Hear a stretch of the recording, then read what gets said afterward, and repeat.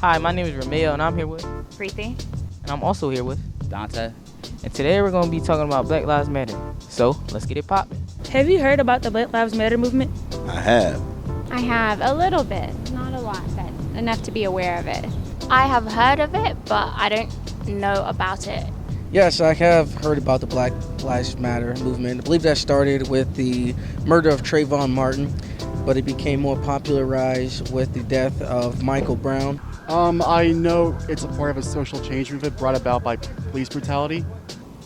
Young people collectively coming together, trying to do it non-violently in a sense where they just want to get the message across that Black lives matter. All lives matter. However, Black lives, it just seems like it gets pushed to the back.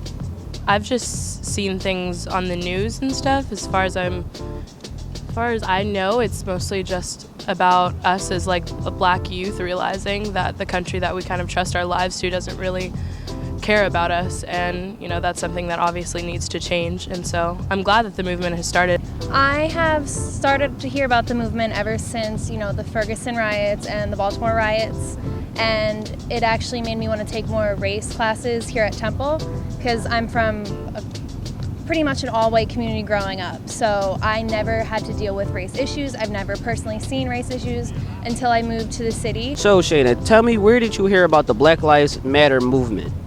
I first heard of it on the news, and then I joined this summer program. It's called Voices. It's where they let you know what's going on the outside, and they talk about Black Lives Matter and give you a voice to say what you think about it. How do you feel about body cams on police? I think that that's a great idea for police officers because we've had just way too many problems with police brutality recently in America, and I think it's unacceptable that these police aren't being brought to justice. I think that even with police officers, even righteous police officers who are making mistakes, I think it's just necessary for everybody so that they could be held accountable. I think it's a good idea. I think that there have been instances where police aren't necessarily honest or forthcoming about what they've done, and I think that this would be a good way to really know what happened in certain situations, especially ones that involve police shootings and where people have died.